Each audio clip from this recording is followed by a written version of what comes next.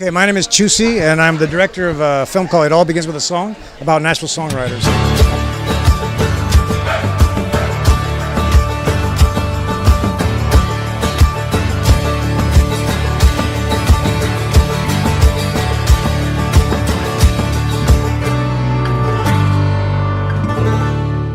We've been working on this thing for 2.5 years, and my colleague here is John Bronson, and he's the co-creator of the film and the story editor, and also the man who kind of put the idea together with Butch Spiriton from the National Convention Bureau.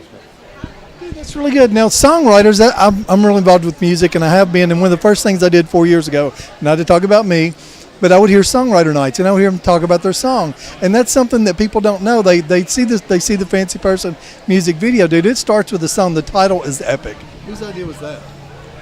It was Butch. It's Butch Spiriton. Yeah, but that was all Butch. It all begins with a song, but it's true. It does begin with a song. You know, we kind of say this is like 20 feet from stardom for songwriters. I mean, yeah, and it really is. I mean, it does begin with a song. You know, and they are the heart. They're tapping into something deep. This subject matter is so deep. It's like sculpting water. It's so fluid. It was a very interesting thing to tell, and it's very humbling to tell it. Actually, it's just an important thing to be told. Important is a key word, man, because, you know, with Spotify, Pandora, iTunes, all like that, it's just a fraction that goes to the songwriter, and if the songwriter wouldn't have got there, done a co-write, got a hook and everything going, man, I think it's brilliant. What are we doing after this, after it's out of Nashville? Well, we are looking for as many eyeballs we can on it, so we're looking for expansive distribution and international distribution. This thing would play beautifully in Australia, England, the United Kingdom, all over Scandinavia. In fact, I think it's universal enough because the songwriters are so brilliant in how they articulate what the film is about and what creativity is about that I think it cuts across cultures. I think you could show this in Japan with subtitles. It'd be killer. Now, what part did Ben Folds have to play with this? Is he the name? But he actually went down 4 years ago, went to Music Row and said, stop tearing down everything. Well, Ben Folds is in our film because he's an extraordinary part of Nashville's music scene. And he goes to my Kroger in Hillsboro. Does he really? Yeah, everybody does. Well, I mean, you know, in the end, he's one of the 80-plus songwriters we interviewed to make this film. And obviously everybody had something a gift. Every time they spoke, they gave us a gift. So Ben talked to us about what effectively it's like to write a song. What's it like to write a song? So, yeah, and writing a song, it's just they all do it differently. You know, it's like there really is no formula. If we were to learn something from this, there's no formula to writing a song. Yeah. You keep a hook book at all times. Where do you put it, man? Don't drop it on the red carpet now. I might keep it. What, a hook book? I don't even. Hook book, titles, our little hook book in the back, a little black book. We're not. Oh yeah, no, we have a whole section. We have a whole section on that, but we have a whole section. We have a whole section. I mean, this movie makes you cry, it makes you laugh, and inspires you. It really I think it's brilliant for Nashville because songwriters are so important, man. Where it comes on the top. Well, best of luck to y'all, man. Thank you so much for your time. I am going to come see it, and good luck with your distribution. That's so important.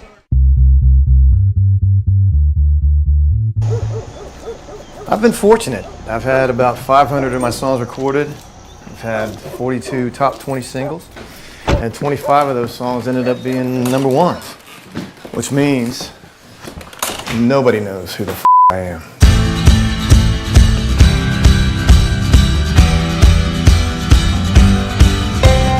I'm the guy that wrote Try for Pink. You give love a bad name. Living on a prayer. Living La Vida Loca. Pontoon. Faithfully. Like I'm gonna lose you. Grenade. Party in the USA. Nobody wants to be lonely. Stay. Mama's broken heart. The Climb. A little less conversation. Live like you were dying. Have a little faith in me. Change the world. 1,000 years because of you. The River. Whiskey Lullaby. What hurts the most? I'm the guy that wrote Jesus Take the Wheel. Well, I should say it this way. I'm one of the 3 people that wrote Jesus Take the Wheel. They had gone to a bar, and at the very end was this gorgeous blonde, and from behind just curvy and teased up hair. And so suddenly the blonde turns around and it's Vince Neil of Motley Crue. And so that's when they all went, oh my God, that Some of the first songs I wrote, I wrote with him in mind. You know, I thought to myself, boy, if I can't do that, I'm gonna get a song to him, if nothing else. As the snow flies On a cold and gray Chicago morning, a poor little baby child is born in the ghetto. You know, I wrote 700 or 800 songs in that period of time and failed miserably. Oh gosh, I mean, I've been a bartender, cater waiter, valet. I used to sell pagers. I spent my first week in town sleeping in a van, me and a blue drum set. I mean, it knocks you down 50 times hoping you won't get back up, and if you do, that's the time it works. It was a title my father had given me. I was calling him about money again. He said, no, you're not coming home, John. Don't lose that idea. Don't stop believing. I mean it. Don't stop believing. And I scribble in this thing, and there it is. I'm sitting right there when a guy named Tony Arata's on stage one night. And then here comes a song called The Dance. Looking back on the memory of the dance we shared. This is a songwriting town. I can promise you there's 100 songs being written right now in this town, this very second. And that makes Nashville a very unique place. Elvis has left so much energy here. Ray Charles, Etta James, Johnny Cash. You know, these people have left so much energy in the city, and it's still here. Hopefully we bring that to the party when we go to LA or New York or London, is just that honest storytelling. Writing a song is, it's like a drug. Try again. Writing a song is like. Writing a song is like flying. Writing a song is like. Writing a song is like getting beat up. Writing a song is like. Writing a song is like having your heart broken over and over and over. Songwriting is like therapy. It's like you are writing this great movie that's going on in your mind, and if you get it right, the rest of the world gets to see the movie in Technicolor. I had a man tell me that he was in his car driving out in the swamps of Louisiana, listening to the radio. He said, I was going to commit suicide. And he said, your song came on the air about Five Little Fingers, about your daughter. And he said, I realized that I really had more to live for than I thought I did. I pulled over to the side of the road. I listened to your song. I turned the car around and I went home. That's when being a songwriter is special.